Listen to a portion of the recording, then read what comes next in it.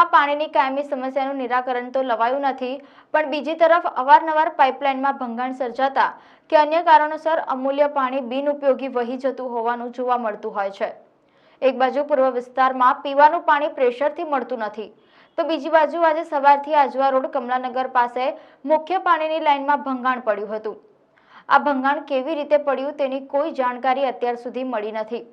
ડિવાઈડરની વચ્ચેથી પસાર થતી આ પાણીની લાઇનમાં ભંગાણ કેવી રીતે પડ્યું તે પણ એક આશ્ચર્યજનક બાબત છે।